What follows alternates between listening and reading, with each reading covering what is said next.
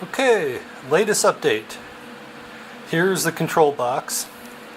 It's funky with fans because I became concerned it would fry, and that one doesn't have a cover, as that may have been obvious from my spasm. Emergency power, all kinds of connectors, air vents. The board is mounted here. In fact, let us show that. I don't like that being red.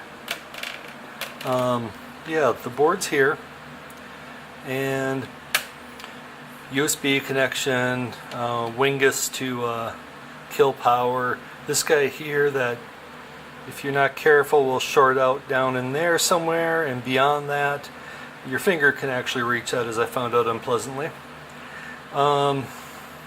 Most everything has a connector for the board. I think they're all wired right. I don't know yet. New versions of these guys that are absolutely cold right now, which is awesome. Which is, this guy's doing the job.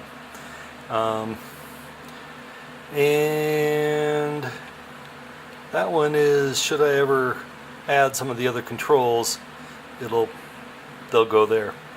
Alright, so on the flip side, we have the original 3 from the last update. We have a reset switch here, and that's the bulk of it for that. That took forever to set up, and then I got my new cable tracks on this. Everything's wired with the 4-wire cables, and then these jobbies, which are pretty nice. Big track up here. I really wish instead of these things I had used like trailer hitch connectors, because they're for 4 connections. They're like perfect for the job. It would have been great, but I didn't. That neatened up some of the stuff, and I have a weird run because I didn't think it through, but it's still better than what it was. Then we have the limit switches, although I think, no, that one's on correctly. These 2 guys right here are currently wired down to half of this,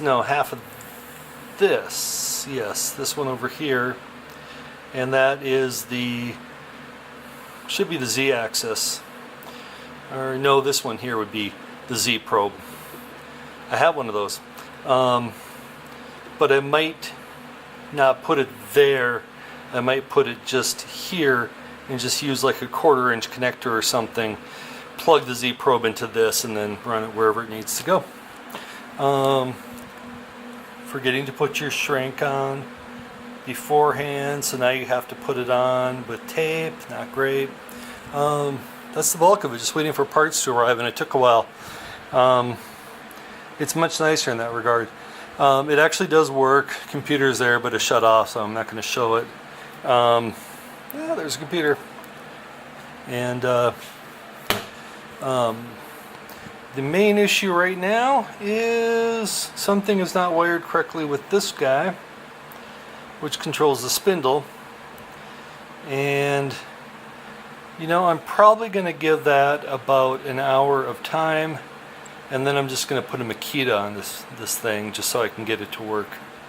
Other than that, it's ready to go. It's ready for me to learn how to use the CNC. So, fun time.